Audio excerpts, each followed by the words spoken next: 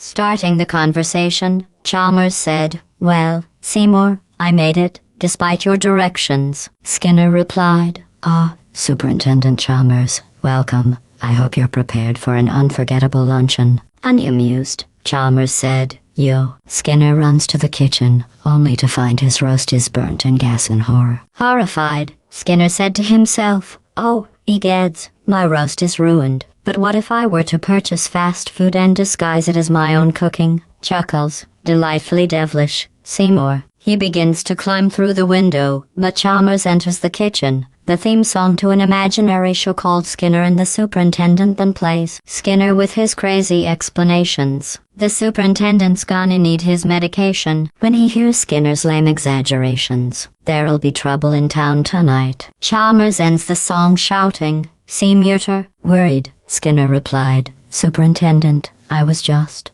stretching my calves on the windowsill. Isometric exercise. Care to join me?" "Why is there smoke coming out of your oven, Seymour?" Chalmers questioned. Concerned, Skinner lied. Oh, that isn't smoke. It's steam. Steam from the steamed clams we're having.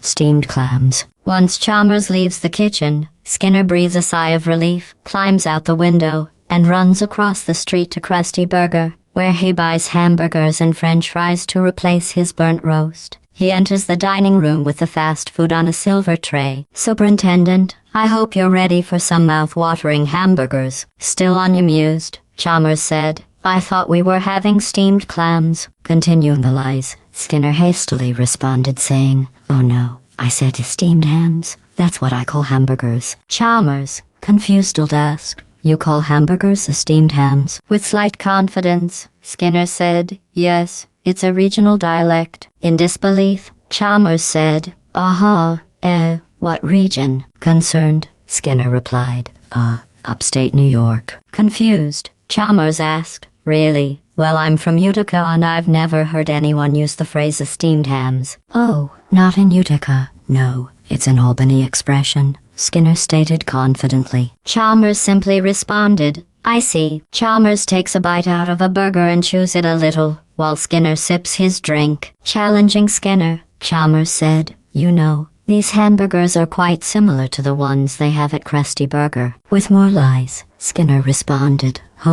"No, patented Skinner Burgers, old family recipe." "For steamed hams?" Chalmers asked. Skinner retorted, saying, "Yes." Challenging Skinner again, Chalmers stated, "Yes, and you call them steamed hams, despite the fact they are obviously grilled." Deeply concerned his lies would be revealed, Skinner stammered and said, "Why, the one thing I should." "Excuse me for 1 second." Still unamused, Chalmers said, "Of course." Skinner enters and leaves the kitchen swiftly upon seeing it is now on fire. To brush Chalmers away, Skinner yawns and says, "Well, that was wonderful. A good time was had by all. I'm pooped." Chalmers, concerned, said, "Yes, I should be, good Lord. What is happening in there?" "Aurora Borealis," Skinner questioned. In disbelief, Chalmers asked, "Aurora Borealis, at this time of year, at this time of day, in this part of the country, localized entirely within your kitchen?" With confidence, in hopes to see the Aurora Borealis, Chalmers asked,